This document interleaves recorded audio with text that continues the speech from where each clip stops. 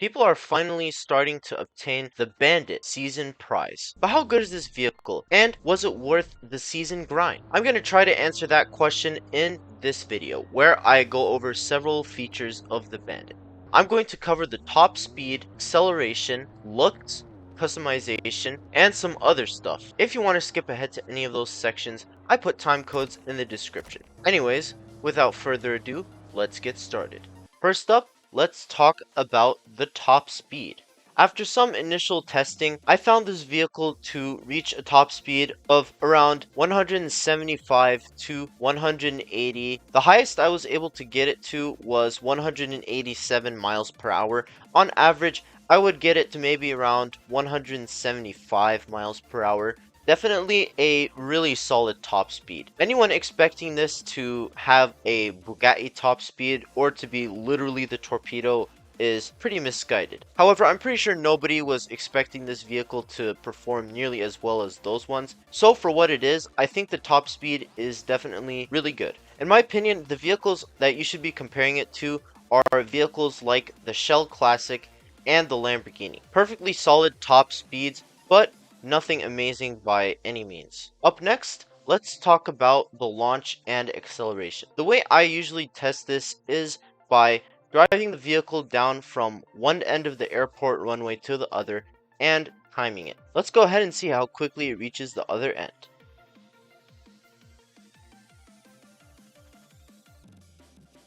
Right off the bat, this vehicle actually has a really good launch, and it surprised me in a good way. It bolts forward from rest pretty quickly, which is honestly something I didn't expect. It reached the end of the runway in 5 seconds and 45 milliseconds.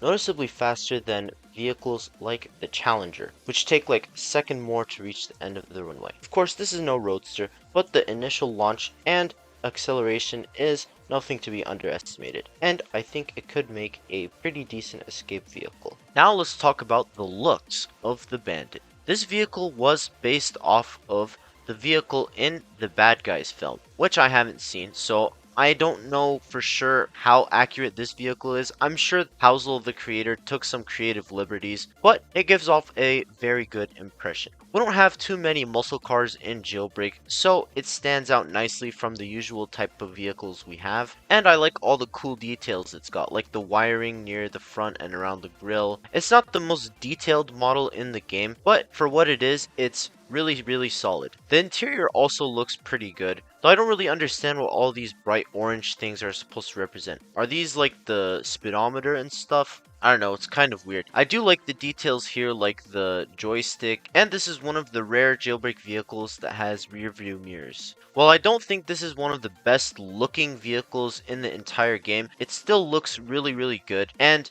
it stands out compared to a lot of other Jailbreak vehicles, like its cousin the Challenger. The Challenger doesn't look bad, but it's really starting to show its age, and a lot of Jailbreak vehicles are like that. This is just a well-polished and well-made vehicle design-wise. Next, let's talk about the customization potential this vehicle has. So, right off the bat, this vehicle only supports one texture and one body color, which makes sense. I can't quite see where they could fit a second one on there, though this is a little bit of a nitpick, but I think a second body color would have worked nice as the color of the pipes and the gray part at the front. I think that could have been cool and would let us customize it just a little bit more, but I don't really mind that we don't have that option, as I think the customization still looks good. Unfortunately, I'm not big on the interior customization.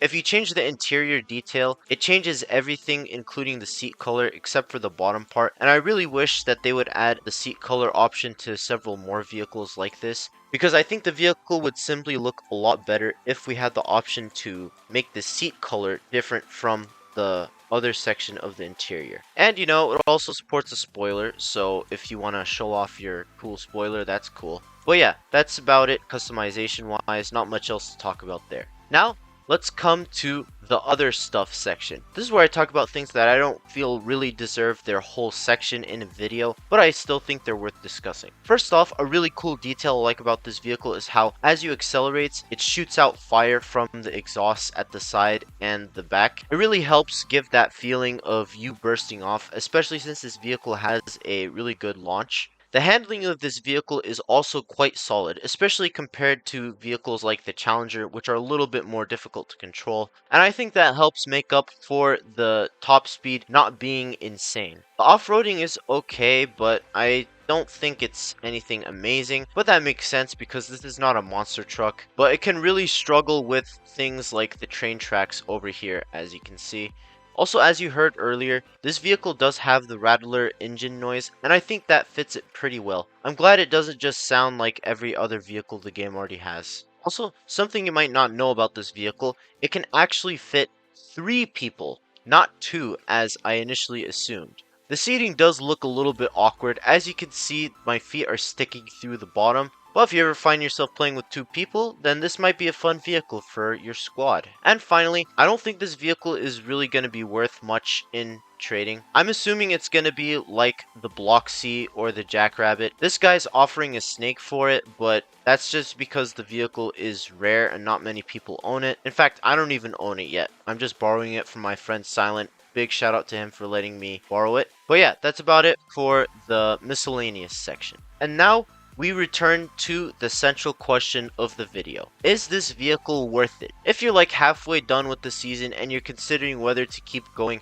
should you persevere for this vehicle? For this one, it really depends. If you just want a vehicle with decent stats to hang around with, I think this will be a very solid vehicle for you. Nothing insane, but still very good, and the initial burst of acceleration will probably be very helpful. However, if you were expecting some insane supercar from this vehicle, then unfortunately your expectations are pretty misplaced, and this vehicle just might not be worth it for you. If you're an avid trader and you just want this vehicle because you want to trade all the time, I really don't think this vehicle will be worth that much, though I've gotten things wrong when it comes to trading values before, so don't take my word for it. But if you're like me and you love to collect every vehicle, then you're gonna get this vehicle regardless, and you watch this video for no reason. But yeah, in conclusion, I think this is a very solid season prize. Was it the one I wanted for a villain season? No, I would have preferred something a little bit flashier, but judged on its own merits, this is not a bad vehicle at all,